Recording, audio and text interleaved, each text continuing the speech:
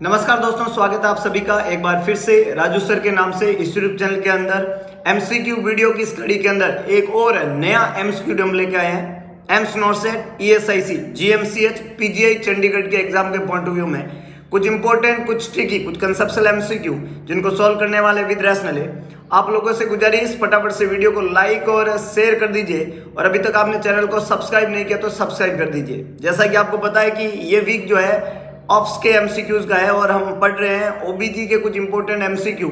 3 video lecture हम already पढ़ चुके हैं। Continue back to back obstructive के संबंधित इंपॉर्टेंट एमसीक्यू जो नॉर्सेट, ईएसआईसी, जीएमसीएच के पेपर में इंपॉर्टेंट बनते हैं, उसी कड़ी को कंटिन्यू करते हुए आज कुछ और इंपॉर्टेंट और ट्रिकी एमसीक्यू हम यहाँ पे पढ़ने वाले हैं। आप लोगों से गुजारिश है, फटाफट से वीडियो को लाइक और शेयर कर दीजिए और अभी तक आपने चैनल को सब्सक्राइब नहीं किया तो सब्सक्राइब कर दीजिए। वीडियो को शुरू करने से पहले एक छोटी सी इन्फॉर्मेशन नोबल नर्सिंग इंस्टीट्यूट की तरफ से।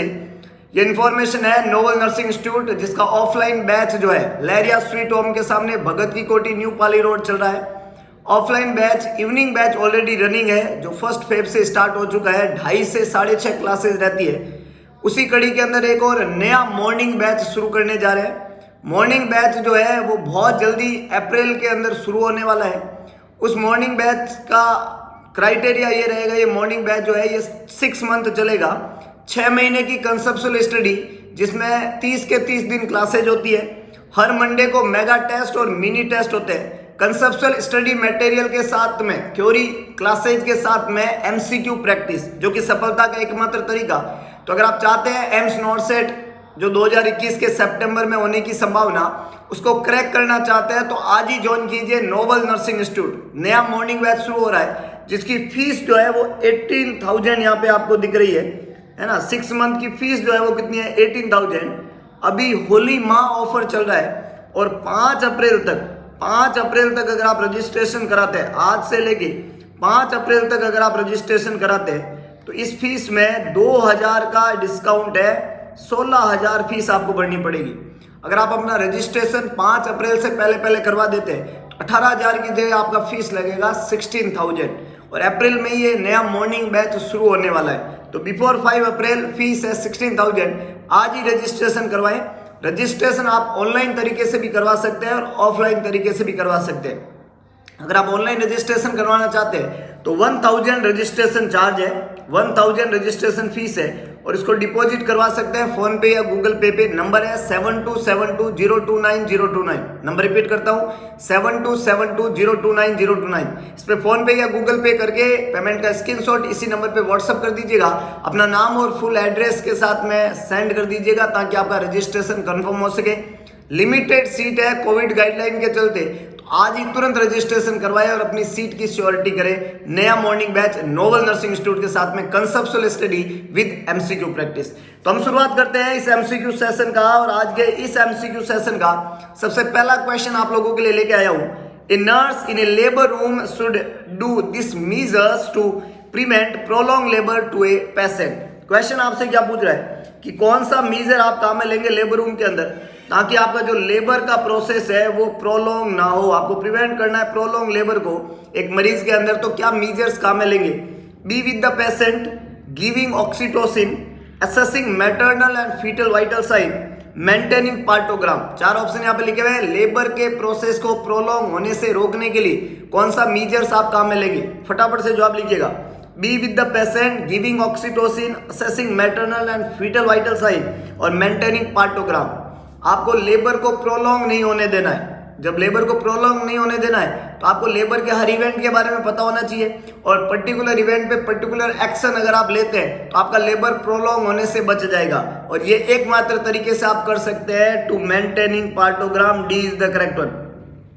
पार्टोग्राम पढ़ते हैं हम ओबीजी के अंदर और पार्टोग्राम जो है वो आपको बताएगा लेबर के प्रोग्रेस के बारे में। क्या बताएगा? लेबर के प्रोग्रेस के बारे में। अगर आपका लेबर प्रोग्रेस कर रहा है या नहीं कर रहा है इसका आइडिया आपको कैसा होगा पार्टोग्राम से। और अगर प्रोग्रेस नहीं कर रहा है तो कुछ एक्टिव इंटरवेंशन आप काम में लेंगे, लाइक ऑक्सीटोसिन लगाएंगे या दूसरे कोई तरीके।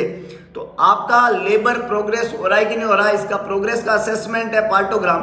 और उसी से आप लेबर को प्रोलॉन्ग होने से बचा सकते हैं, लंबा खींचने से बचा सकते हैं, जल्दी लेबर को मैनेज कर सकते हैं। तो यहाँ पे करेक्ट आंसर बनेगा D, that is maintaining partogram. A, B और C be with the patient, giving oxytocin और assessing maternal and fetal vital sign is the wrong one. ये तीनों ही खोटे जवाब है, डी यहाँ पे करेक्ट आंसर है। बहुत अच्छे, बहुत ही शानदार, आगे लेके चलता हूं। नेक्स्ट देखिएगा, अगला क्वेश्चन पूछा जा रहा है in left occipito anterior and right occipito anterior. क्या लिखा हुआ है? लेफ्ट ऑसिपिटो एंटीरियर और right occipito anterior foetal position, ये दोनों ही फीटल पोजीशन है। द प्रेजेंटिंग पार्ट इज, है ना, फर्स्ट है ऑसिपुट, सेकंड है चिन, थर्ड है शोल्डर, फोर्थ है ब्रिज। चार ऑप्शन यहाँ पे लिखे हुए हैं। यहाँ पे जो पोजीशन दी हुई है ना, लेफ्ट ऑसिपिटो एंटीरियर और राइट ऑसिपिटो एंटीरियर, ये जो पोजीशन है लेफ्ट ऑसिपिटो एंटीरियर, एक दूसरा जो पोजीशन यहाँ पे लिखा हुआ है राइट ऑसिपिटो एंटीरियर, दूसरा पोजीशन जो लिखा हुआ है वो लिखा हुआ है राइट ऑसिपिटो एंटीरियर। ये left occipito anterior, right occipito anterior, left occipito posterior, है ना, right occipito posterior. I just write down again. एक हमने लिखा है लेफ्ट ऑसिपिटो एंटीरियर, दूसरा यहाँ पे है राइट ऑसिपिटो एंटीरियर, तीसरा होता है लेफ्ट राइट ऑसिपिटो पोस्टीरियर और चौथा होता है लेफ्ट ऑसिपिटो पोस्टीरियर। ये जो चारों पोजीशन है जिनको फीटल पोजीशन कहते हैं, इसमें एक वर्ड देखिएगा लिखा हुआ है लेफ्ट, एक वर्ड लिखा हुआ है ऑसिपुट, एक वर्ड लिखा हुआ है एंटीरियर। क्या लिखा हुआ है? एक वर्ड है लेफ्ट, एक वर्ड है ऑसिपुट और एक वर्ड क्या लिखा हुआ है? एंटीरियर। तो यहां पे आपको ध्यान रखने वाली बात क्या होती है कि लेफ्ट जो वर्ड है लेफ्ट, ये लेफ्ट किसको इंडिकेट करता है? ये मैटरनल पेल्विस का लेफ्ट है। मैटरनल पेल्विस जो है, मदर का जो पेल्विस है उसके लेफ्ट की बात हो रही है। ये जो ऑसिपुट है ये क्या है? ये फीटल हेड का ऑसिपुट है। फीटल हेड जो है उसका पीछे वाला जो एरिया है ऑसिपुट है। और ये जो एंटीरियर क्या है? ये मैटरनल पेल्विस, मदर का जो पेल्विस है उस पेल्विस का एंटीरियर पार्ट, पेल्विस का लेफ्ट पार्ट, पेल्विस का एंटीरियर पार्ट और पेल्विस के एंटीरियर साइड के अंदर लेफ्ट में फीटस का ऑसिपुट है। पोजीशन को नाम दे दिया लेफ्ट ऑसिपिटो एंटीरियर। लेफ्ट है मैटरनल पेल्विस, एंटीरियर है मैटरनल पेल्विस और ऑसिपुट है फीटस का ऑसिपुट पार्ट। तो एक पोजीशन होती है लेफ्ट ऑसिपिटो एंटीरियर, एक है right occipito anterior, right occipito posterior, left occipito posterior. ये चारों के चारों में जो प्रेजेंटिंग पार्ट होता है वो प्रेजेंटिंग पार्ट यहाँ पूछा है तो प्रेजेंटिंग पार्ट दो होते हैं, या तो होगा सिपेलिक या होता है ब्रिज। और सिपेलिक के अंदर प्रेजेंटिंग पार्ट जो सिपेलिक है उसमें जो सिपेलिक पोजीशन अगर है तो उसमें पार्ट रहेगा आपका वर्टेक्स या आपका फेस या ब्रो, ऐसा रहता है। तो यहाँ पे पूछा आपको ये फीटल पोजीशन है तो डेफिनेटली ऑसिपुट, जो कि सिपेलिक बोल सकते हो आप उसको, क्या बोल सकते हो? सिपेलिक बोल सकते हो। ऑसिपुट सिपेलिक हेड में होता है, चिन नहीं होगा, शोल्डर नहीं होगा और ब्रिज नहीं होगा, है ना, हेड या सिपेलिक आप बोल सकते हो। तो जो प्रेजेंटिंग पार्ट रहेगा वो रहेगा ऑसिपुट, दैट इज सिपेलिक। और लेफ्ट साइड में एंटीरियर साइड में है ये ऑसिपुट, ये फीटस के हेड की बात हो रही है। और ये जो चार नाम मैंने लिखे हैं left, right occipito anterior, right occipito posterior, left occipito posterior, इस लेफ्ट ऑसिपिटो एंटीरियर को ही फर्स्ट वर्टेक्स बोलते हैं। क्या बोलते हैं? फर्स्ट वर्टेक्स, इसको बोलते हैं फर्स्ट वर्टेक्स। ये भी पूछा उस वाला एग्जाम में, फर्स्ट वर्टेक्स इसको बोलते हैं लेफ्ट ऑसिपिटो एंटीरियर को। सेकंड वर्टेक्स इसको बोलते हैं राइट ऑसिपिटो एंटीरियर को। थर्ड वर्टेक्स इसको बोलते हैं राइट ऑसिपिटो पोस्टीरियर को। और फोर्थ वर्टेक्स इसको बोलते हैं लेफ्ट ऑसिपिटो पोस्टीरियर को। First vertex, second vertex, third vertex, fourth vertex. Most common presentation जो है लेफ्ट ऑसिपिटो एंटीरियर होती है। राइट ऑसिपिटो, लेफ्ट ऑसिपिटो, समझ गए? तो यहां पे करेक्ट आंसर रहेगा ए, बी, सी और डी तीनों ही खोटे जवाब है। बहुत ही बढ़िया, बहुत ही शानदार, आगे लेके चलता हूं। नेक्स्ट देखिएगा, अगला क्वेश्चन आपको यहां पे पूछ रहा है approximate weight of a placenta at term. Placenta का वेट टर्म के समय अप्रोक्सीमेटली कितना होता है? प्लासेंटा का जो वजन है वो टर्म के समय, जब बच्चा डिलीवर होता है टर्म के समय कितना होएगा? प्लासेंटा का weight 1/4 of the weight of the baby, 1/7 of the weight of the baby, 1/6 of the weight of the baby और 1/3 of the weight of the baby. तो वी ऑल नो कि बच्चे का वजन टर्म के समय होता है 3000 ग्राम और प्लासेंटा का वजन टर्म के समय होता है 500 ग्राम। 3000 और 500, तो 0 0 5 1 जा 5 और 5 6 जा 30, तो क्या हो गया? 1:6 या 1/6, दैट इज सी। बहुत बढ़िया, मैक्सिमम लोगों ने सही जवाब दिया है। बच्चे के वजन का 1/6, 1:6 या 1/6, ये किसका वजन है? प्लासेंटा का वजन है। कब है? टर्म के समय। तो प्लासेंटा है 500 ग्राम का और बच्चा है 3000 ग्राम का या 3 किलो का, और प्लासेंटा आधा किलो का। तो 1:6, 1/6। यस और नो? तो करेक्ट आंसर यहाँ पे क्या बनेगा? सी, दैट इज 1/6। बहुत ही बढ़िया, बहुत ही शानदार। आगे लेके चलता हूं। नेक्स्ट देखिएगा, अगला है ग्रेविडा डिनोट्स दैट। ग्रेविडा किसको डिनोट करता है? ग्रेविडा किस चीज को डिनोट करता है? Not yet pregnant, pregnancy after 35 years, all of these, pregnant state. 4 option यहां पे लिखे हुए हैं। ग्रेविडा किसको डिनोट करेगा, है ना? ग्रेविडा का मतलब क्या है? जवाब लिखिएगा। ग्रेविडा का मतलब क्या होता है? अभी तक प्रेगनेंसी नहीं हुई है, 35 साल के बाद की प्रेगनेंसी को कहते हैं, सारों को ही कहते हैं, या प्रेग्नेंट स्टेट को कहते हैं। बहुत बढ़िया, मैक्सिमम लोगों ने सही जवाब दिया। जब यूट्रस ने कंसीव किया, यूट्रस प्रेग्नेंट हुआ, ये ग्रेविडा है। डी यहाँ पे करेक्ट आंसर है। ग्रेविडा का मतलब ही प्रेग्नेंट स्टेट है। कोई लेडी का यूट्रस प्रेग्नेंट है, लेडी प्रेग्नेंट है, इसका मतलब वो ग्रेविड यूट्रस है, वो ग्रेविडा कहलाता है। तो डी यहाँ पे करेक्ट आंसर है। ग्रेविडा का मतलब होता है प्रेग्नेंट स्टेट। बहुत अच्छे, बहुत ही शानदार। आगे लेके चलता हूं। नेक्स्ट देखिएगा, अगला क्वेश्चन आपको पूछ रहा है the approximate calorie provided by 100 ml 100 ml of breast milk to an infant. एक इन्फेंट को 100 ml अगर आप ब्रेस्ट मिल्क देते हैं तो अप्रोक्सीमेटली कितनी कैलोरी जो है वो इन्फेंट को दी जा रही है? 100 ml ब्रेस्ट मिल्क में कैलोरी 85, 73, 66, 42। 4 ऑप्शन यहाँ पे लिखे हुए हैं। 100 ml ब्रेस्ट मिल्क में कैलोरी, क्या बात है भाई, क्या बात। छा गए।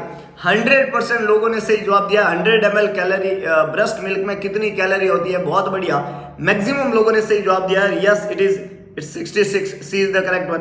66, that is 66। 100 ml breast milk में 66 कैलोरी जो है वो कैलोरी पाई जाती है ब्रेस्ट मिल्क के अंदर, इन्फेंट के अंदर। तो सी यहाँ पे करेक्ट आंसर है। ए, बी और डी तीनों ही खोटे जवाब है। 85, 73 और 42 तीनों ही खोटे जवाब है। 66 is the correct one. C is the correct one. बहुत अच्छे, बहुत ही शानदार। आगे लेके चलता हूं। नेक्स्ट देखिएगा, क्वेश्चन आपको पूछ रहा है मोस्ट कॉमन माल प्रेजेंटेशन बताओ। कौन सी मोस्ट कॉमन माल प्रेजेंटेशन है? ब्रिच, फुट, फेस और सिपेलिक, है ना? देखिएगा, सबसे इंपॉर्टेंट बात यहां पे रहती है कि मोस्ट कॉमन जो प्रेजेंटेशन होती है वो तो होती है सिपेलिक, और ये होती है 96.5% के आसपास। और इसमें प्रेजेंटिंग पार्ट जो है वो वर्टेक्स हो सकता है, फेस हो सकता है, ब्रो हो सकता है ना? आपका वर्टेक्स हो सकता है, ये हेड वाला फ्रंटल एरिया हो सकता है, ब्रो इसको कहते हैं, फेस हो सकता है। सिपेलिक प्रेजेंटेशन ये होती है 96.5%, और इसमें भी सबसे अच्छी मानी जाती है वर्टेक्स को, है कि नहीं? ये तो है सिपेलिक। लेकिन यहां पूछा है माल प्रेजेंटेशन, तो इसके बाद में जो दूसरी कॉमन प्रेजेंटेशन होती है वो होती है ब्रिज, और ये माल प्रेजेंटेशन है जिसमें फुट वहां पे आएगा। तो ए यहाँ पे करेक्ट आंसर है। मोस्ट कॉमन माल प्रेजेंटेशन आपको पूछा है, दैट इज ब्रिज। लगभग 3-3.5% के आसपास ब्रिज प्रेजेंटेशन होती है, और ये माल प्रेजेंटेशन है। तो ए यहाँ पे करेक्ट आंसर है। माल प्रेजेंटेशन पूछा है, मोस्ट कॉमन प्रेजेंटेशन पूछे तो जवाब सी पे लिख रहता है। बहुत ही बढ़िया, आगे लेके चलता हूं। नेक्स्ट देखिएगा, आपको पूछा है कौन सा डायामीटर जो है वो लार्जेस्ट, है ना? Largest diameter in the foetal skull. Foetal skull में लार्जेस्ट डायामीटर कौन सा होता है? लार्जेस्ट डायामीटर पूछा फीटल स्कल का आपको यहाँ पे। पहला है मेंटो वर्टिकल, सेकंड है सब ऑसिपिटो ब्रैग्मेटिक, थर्ड है बाई पेराइटल, फोर्थ है सब मेंटो ब्रैग्मेटिक। लार्जेस्ट एक होता है लार्जेस्ट, एक है स्मॉलेस्ट। तो लार्जेस्ट कौन सा होता है? फीटल स्कल के अंदर कौन सा डायमीटर जो है वो लार्जेस्ट माना जाएगा? बहुत बढ़िया, कुछ लोगों ने जवाब देने की कोशिश की है, बहुत अच्छे। देखिएगा यहाँ पे जो ऑप्शन लिखे हुए हैं उसमें देखिएगा, एक लिखा हुआ है सब ऑसिपिटो ब्रैग्मेटिक, एक लिखा हुआ है सब मेंटो ब्रैग्मेटिक। ये दोनों के दोनों जो है वो 9.5 सेंटीमीटर 9.5 सेंटीमीटर होते हैं, है ना? ये 9.5 सेंटीमीटर के आसपास होते हैं, और ये दोनों एपी डायमीटर है ना? एंटीरियो पोस्टीरियर, ये भी एंटीरियो पोस्टीरियर है, ये भी एंटीरियो पोस्टीरियर है ना? बाईपेराइटल डायमीटर जो है ये ट्रांसवर्स डायमीटर है। कैसा है? ट्रांसवर्स। और ये भी 9.5 सेंटीमीटर होता है ना? ये ट्रांसवर्स है। एंटीरियो पोस्टीरियर है सब ऑसिपिटो ब्रैग्मेटिक और सब मेंटो ब्रैग्मेटिक। और आपका जो मेंटो वर्टिकल है ये लगभग होता है 14 सेंटीमीटर। तो अगर आप सेंटीमीटर के हिसाब से देखो तो which one is the largest या लॉन्गेस्ट? कौन सा है सबसे बड़ा डायमीटर? बहुत अच्छे, मेंटो वर्टिकल, ए यहाँ पे करेक्ट आंसर है।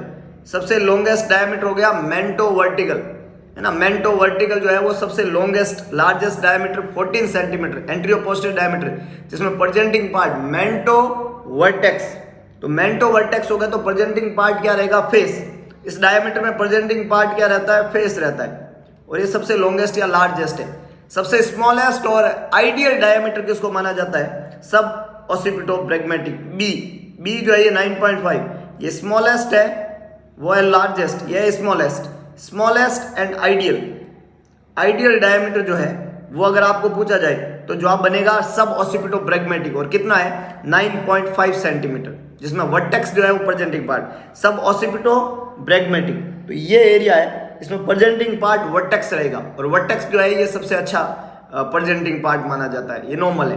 तो ये स्मॉलेस्ट और आइडियल डायमीटर माना जाता है सब ऑसिपिटोब्रैगमेटिक। सब मेंटो ब्रैगमेटिक जो है इसमें भी प्रेजेंटिंग पार्ट क्या रहता है? फेस, है ना। इसमें भी प्रेजेंटिंग पार्ट क्या रहता है? फेस। और ये बाईपैराइटल डायमीटर जो है दो पैराइटल बोन के जो पैराइटल एमिनेंस है ना, बिटवीन टू पैराइटल एमिनेंस, ये बिटवीन टू पैराइटल एमिनेंस, दो पैराइटल एमिनेंस के बीच का डायमीटर है, पैराइटल एमिनेंस के बीच का डायमीटर माना जाता है। और ये ट्रांसवर्स डायमीटर के अंदर सबसे लार्जेस्ट है ना। ट्रांसवर्स में लार्जेस्ट, तो ये लार्जेस्ट बाईपैराइटल डायमीटर है, ये लार्जेस्ट है। कैसा है ये? लार्जेस्ट बीपीडी है, बाईपैराइटल डायमीटर में लार्जेस्ट है ये। कौन? बाईपैराइटल डायमीटर, ये लार्जेस्ट बीपीडी है ना। और 9.5 है, बाकी सब इससे कम है, 8.5 और 8 ऐसे होते हैं। और अगर आप एपी एंटीरियर पोस्टीरियर की बात करेंगे तो सबसे लार्जेस्ट हो गया मेंटो वर्टिकल, दैट इज 14 सेंटीमीटर। और सबसे छोटे की बात करो और आइडियल की बात करो तो सब ऑसिपिटोब्रैगमेटिक, दैट इज 9.5।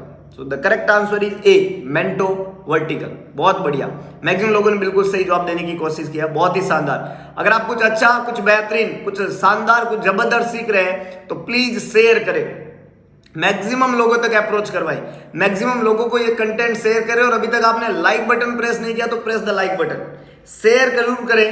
शेयर करने का मन ना करे तो भी शेयर करें, क्योंकि इससे हम मैक्सिमम लोगों की मदद कर सकते हैं, है ना। क्योंकि आपके लिए कंटेंट फायदेमंद है तो उस हर इंडिविजुअल के लिए फायदेमंद होगा जो नॉट सेट 2021 का सपना देख रहा है। तो प्लीज शेयर इट, अपनी ईमानदारी से, अपनी मोरलिटी से, अपने अंदर के आवाज को सुन के शेयर करें।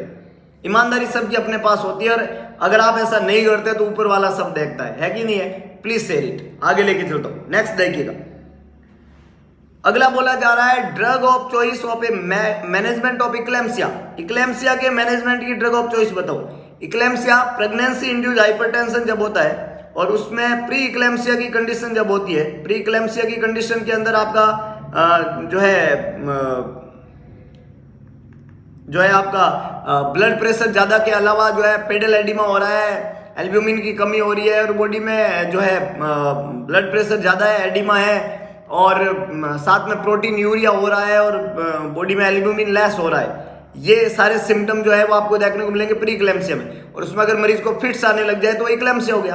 अब उस फिट्स को प्रिवेंट करने के लिए, इक्लेम्सिया के खतरे को मिनिमाइज करने के लिए कौन सी ड्रग काम में ली जाती है? बहुत बढ़िया, मैक्सिमम लोगों ने सही जवाब दिया, इट्स मैक्सल। MgSO4 दवाई काम में ली जाती है, मैग्नीशियम सल्फेट दवाई का नाम है MgSO4 या मैग्नीशियम सल्फेट, सी यहाँ पे करेक्ट आंसर है। MgSO4 दवाई जो है वो इक्लेम्सिया की रिस्क को मिनिमाइज करती है। MgSO4 दवाई इक्लेम्सिया के लिए ड्रग ऑफ चॉइस का काम करती है। MgSO4 दवाई जब भी किसी मरीज को देते हैं तो उस मरीज के डीप टेंडन रिफ्लेक्सेस जो है उसका असेसमेंट करना जरूरी है। DTRs इसको बोलते हैं, डीप टेंडन रिफ्लेक्सेस, इनका असेसमेंट करना जरूरी है। सबसे पहली प्रायोरिटी, प्राइमरी रेस्पॉन्सिबिलिटी बनती है नर्स की कि DTRs चेक करो जिस मरीज को MgSO4 चल रही है। और अगर ये एब्सेंट है तो इसकी टॉक्सिसिटी हो रही है। क्या हो रही है इसकी? टॉक्सिसिटी। तो इसकी टॉक्सिसिटी को मिनिमाइज करने के लिए एंटीडोट दो कैल्शियम ग्लूकोनेट, MgSO4 का एंटीडोट दे दो जो है कैल्शियम ग्लूकोनेट, जो MgSO4 की टॉक्सिसिटी को मिनिमाइज कर देगा। टॉक्सिसिटी का साइन है डीप टेंडन रिफ्लेक्सेस का एब्सेंट होना, और टॉक्सिसिटी को ट्रीट किया जाएगा कैल्शियम ग्लूकोनेट से। MgSO4 ड्रग ऑफ चॉइस बनती है इक्लेम्सिया में। और इक्लेम्सिया क्या है? सीजर या फिट्स आना प्रेगनेंसी इंड्यूस्ड हाइपरटेंशन का एक कॉम्प्लिकेशन है। बहुत बढ़िया, बहुत ही शानदार। आगे लेके चलता हूं, नेक्स्ट देखिएगा। इसके अलावा यहाँ देखिएगा डाइजेपाम एक दवाई लिखी हुई है जो कि ड्रग ऑफ चॉइस है स्टेटस एपिलेप्सी की। एपिलेप्सी जो होती है उसमें सबसे खतरनाक एपिलेप्सी होती है स्टेटस एपिलेप्सी, उसकी ड्रग ऑफ चॉइस माना जाता है डाइजेपाम को। इप्सोलिन जो है ये फेनिटोइन का ब्रांड नाम है। फेनिटोइन जो है वो एक एंटी कन्वर्जन ड्रग है जो कॉमनली यूज की जाती है। और लाबेटालोल जो है वो ड्रग ऑफ चॉइस है प्रेगनेंसी इंड्यूस्ड हाइपरटेंशन की। प्रेगनेंसी इंड्यूस्ड हाइपरटेंशन की ड्रग ऑफ चॉइस जो है वो लाबेटालोल को माना जाता है। लेकिन अगर उसमें इक्लेम्सिया हो रहा है तो ड्रग ऑफ चॉइस है मैग्नीशियम सल्फेट MgSO4। बहुत बढ़िया, आगे लेके चलता हूं। नेक्स्ट देखिएगा अगला क्वेश्चन आपसे पूछ रहा है the safest method of termination of pregnancy. Pregnancy को टर्मिनेट करने का सबसे सेफेस्ट मेथड कौन सा है? बिफोर 12 वीक, 12 वीक से पहले प्रेगनेंसी को टर्मिनेट करने का सबसे सेफेस्ट मेथड कौन सा है? Suction evacuation, DNC, laminaria tent, prostaglandin. 4 option यहाँ पे लिखे हुए हैं। बिफोर 12 वीक, 12 वीक से पहले, बिफोर 12 वीक प्रेगनेंसी को क्या करना है? आपको टर्मिनेट करना है, टर्मिनेशन करना है। तो 12 वीक से पहले प्रेगनेंसी को टर्मिनेशन करने का सबसे सेफेस्ट मेथड अगर आपको पूछे, इजीएस्ट मेथड, सेफेस्ट मेथड आपको पूछे तो करेक्ट आंसर क्या बनेगा? D and C, dilatation and curette. B यहाँ पे करेक्ट आंसर है। सबसे सेफेस्ट मेथड 12 वीक से पहले अगर प्रेगनेंसी को आपको डिसकंटिन्यू करना है तो सबसे सेफेस्ट मेथड होता है DNC, ये मेथड ऑफ चॉइस होता है। बी यहाँ पे करेक्ट आंसर है। PGI चंडीगढ़ का सबसे फेवरेट क्वेश्चन, कई बार मल्टीपल टाइम रिपीटेड क्वेश्चन पूछता है, जरूर याद रखिएगा। 12 वीक से पहले प्रेगनेंसी को टर्मिनेट करने का सबसे सेफेस्ट मेथड है DNC। B is the correct one. Suction evacuation, laminaria tent और प्रोस्टाग्लैंडिन सेफेस्ट मेथड माना जाता है डायलेटेशन एंड क्यूरेट। बहुत बढ़िया। नेक्स्ट देखिएगा अगला यहां पे बोला जा रहा है physiological anaemia in pregnant woman is a result of. Pregnant woman के अंदर, प्रेग्नेंट लेडी के अंदर फिजियोलॉजिकल एनीमिया किसके कारण होता है? प्रेग्नेंट वुमन में फिजियोलॉजिकल एनीमिया किस के कारण होता है, किसके रिजल्ट स्वरूप होता है? Poor dietary intake of iron, increase erythropoiesis, increase detoxification demands और increase blood volume of woman. फटाफट से जवाब लिखिएगा।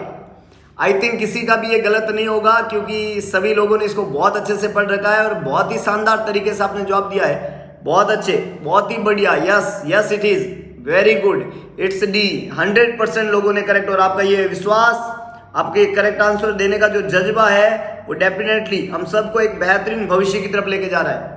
आपको पता भी नहीं चल रहा है और आपका एक सुंदर भविष्य निर्माण हो रहा है। माइंड मेकअप जो आपका आज हो रहा है वो आपके कल को सुंदर बनाने वाला है, बेहतरीन बनाने वाला, शानदार बनाने वाला है, जबरदस्त और जिंदाबाद बनाने वाला है।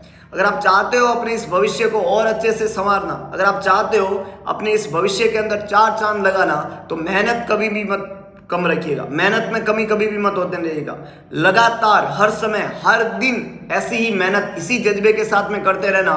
और इतना ही नहीं, खुद के भविष्य को संवारने के साथ साथ दूसरों का भी भला करें इस चैनल के कंटेंट को शेयर करके। प्लीज शेयर करें, मेरी आपसे पर्सनल विनती, प्लीज शेयर करें। हम मैक्सिमम लोगों की मदद करना चाहते हैं। मैक्सिमम का मतलब फिर मैक्सिमम होता है। आगे लेके चलता हूं। नेक्स्ट देखिएगा।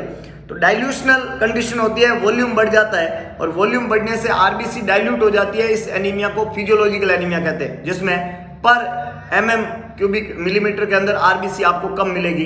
ये फिजियोलॉजिकल एनीमिया। नेक्स्ट देखिएगा क्वेश्चन पूछा जा रहा है the mean cardiac output of the foetus. सवाल ने आपको क्या पूछा है? मीन कार्डियक आउटपुट बता दीजिए फीटस का।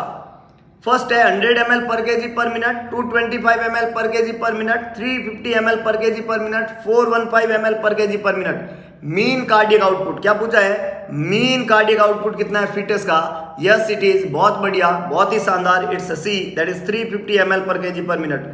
सी यहाँ पे करेक्ट आंसर है। मीन कार्डियक आउटपुट फीटस का जो रहता है वो 350 ml per kg per minute होता है। This is the mean cardiac output of foetus. 350 ml per kg per minute direct question है और ये कहलाता है mean cardiac output of foetus. तो सी यहाँ पे करेक्ट आंसर है। ए, बी और डी तीनों ही खोटे जवाब है। 100, 225 और 415 is the wrong one. Correct answer is C, that is 350 ml per kg per minute. बहुत बढ़िया, बहुत ही शानदार। आगे लेके चलता हूं। नेक्स्ट देखिएगा इंपॉर्टेंट सूचना नोवर नर्सिंग इंस्टीट्यूट की तरफ से। यह सूचना है नोबल नर्सिंग इंस्टीट्यूट का नया मॉर्निंग ऑफलाइन बैच शुरू हो रहा है। ये बैच जो है ऑलरेडी इस इंस्टीट्यूट का इवनिंग बैच रनिंग है। क्लासेज 2:30 से 6:30 लगती है इवनिंग बैच की। नया मॉर्निंग बैच शुरू होने जा रहा है अप्रैल के अंदर। अगर आप नोबल नर्सिंग इंस्टीट्यूट के साथ में जुड़ना चाहते हो, अब पहली बात क्यों जुड़े, तो यहाँ पे ऑफलाइन बैच के अंदर 30 के 30 दिन क्लास होती है। हर मंडे को मेगा टेस्ट होता है और खूब सारी एमसीक्यू प्रैक्टिस विद थ्योरी। एक कंसेप्चुअल थ्योरी के साथ में एमसीक्यू प्रैक्टिस ही सफलता का राज है। तो कंसेप्ट क्रिएट करें, थ्योरी ऐसी पढ़े जिससे आपके कंसेप्ट बने, फिर उनको एमसीक्यू के ऊपर अप्लाई करें ताकि आपके कंसेप्ट परमानेंट बन जाए। और फिर आप जब भी एग्जाम दे तो उस कंसेप्ट, उस पुदीने, उस भरे हुए पुदीने के साथ में, कॉन्फिडेंस के साथ में एग्जाम दे, आप एग्जाम को क्रैक कर जाएंगे। कहानी बहुत छोटी है, कहानी बहुत सिंपल है। और ये अगर आप करना चाहते हैं तो जुड़ जाइए टीम नोबल के संग नए मॉर्निंग बैच के अंदर, जिसकी फीस 6 मंथ की स्टडी की फीस है 18,000। और अभी चल रहा है होली माह ऑफर, जिसमें अगर आप 5 अप्रैल से पहले रजिस्ट्रेशन कराते हैं, बिफोर 5 अप्रैल अगर आप रजिस्ट्रेशन करवाते हैं तो आपकी फीस रहेगी 1,600, दैट इज 16,000, 16,000 है ना। 1,000 प्लस 6,000, 16,000, 16,000 फीस। 18,000 की जगह फीस है 16,000 5 अप्रैल तक रजिस्ट्रेशन करवाने पे। आज ही से 5 अप्रैल से पहले अगर आप रजिस्ट्रेशन करवाते हैं तो फीस हो जाएगी 16,000। और रजिस्ट्रेशन करवाने के लिए आप कांटेक्ट कर सकते हैं, नंबर है 7272029029। नंबर रिपीट करता हूं 7272029029। इस नंबर पे फोन पे या गूगल पे करें। रजिस्ट्रेशन फीस है 1,000 और इसका स्क्रीनशॉट इसी नंबर पे व्हाट्सअप कर दीजिए और अपना नाम, फादर नेम और एड्रेस वहां पे लिख दीजिए ताकि आपका रजिस्ट्रेशन कंफर्म किया जाए, क्योंकि सीट का क्राइटेरिया लिमिटेड है। कोरोना गाइडलाइन के चलते सीट लिमिटेड है। तो पहले आओ पहले पाओ की व्यवस्था है। जल्दी से रजिस्ट्रेशन करके नोबल नर्सिंग इंस्टीट्यूट के साथ में आज ही जुड़ जाइए और बेहतरीन भविष्य निर्माण की तरफ बढ़ जाइए। इसके अलावा इस इंस्टीट्यूट का ऑनलाइन ऐप अवेलेबल है। प्ले स्टोर पे नोबल नर्सिंग इंस्टीट्यूट टाइप करिए और ऐप को इंस्टॉल कर दीजिए ताकि आप फ्यूचर में डिफरेंट टाइप के टेस्ट सीरीज, वीडियो लेक्चर्स और पीडीएफ इस ऐप के ऊपर आपको मिलेंगे। ऑलरेडी वहां पे बहुत सारा मैटर अवेलेबल है और नया मटेरियल आपको उसी ऐप के ऊपर इन फ्यूचर मिलता रहेगा। तो बस आज ही ऐप को इंस्टॉल कर दीजिए और ऑफलाइन क्लासरूम स्टडी से जुड़ जाइए। अप्रैल के अंदर बैच शुरू हो रहा है, जल्दी करें। पहले आओ पहले पाओ की व्यवस्था है, लिमिटेड सीट है। डॉक्टर एमडी सर के द्वारा संचालित इंस्टीट्यूट लहरिया स्ट्रीट होम के सामने, भगत की कोठी, न्यू पाली रोड, जोधपुर पे। तो आज के लिए बस इतना ही। मिलेंगे दोबारा एक नए एमसीक्यू सेशन के साथ में। कुछ इंपॉर्टेंट, कुछ टिकी, कुछ कंसेप्चुअल एमसीक्यू। आप लोगों से गुजारिश, वीडियो अगर आपको पसंद आया तो लाइक, शेयर और सब्सक्राइब करना बिल्कुल ना भूलें। भगवान कृष्ण ने कहा था कि सारथी बने, स्वार्थी ना बने। तो शेयर जरूर करें, सारथीपन जरूर दिखाएं, क्योंकि आप जब सारथी बनेंगे तो डेफिनेटली अच्छे लोगों की मदद कर पाएंगे। तो किसी ने बड़ा ठीक कहा है, कुछ कर दिखाइए ऐसा कि दुनिया करना चाहिए आपके जैसा। अगर आप कुछ बेहतरीन और कुछ बढ़िया सुन रहे हैं तो आप एक बेहतरीन प्लेटफॉर्म पे। मिलेंगे दोबारा नए एमसीक्यू सेशन के साथ में, कुछ इंपॉर्टेंट, कुछ टिकी, कुछ कंसेप्चुअल एमसीक्यू। तब तक के लिए जय हिंद, जय भारत, जय महाकाल।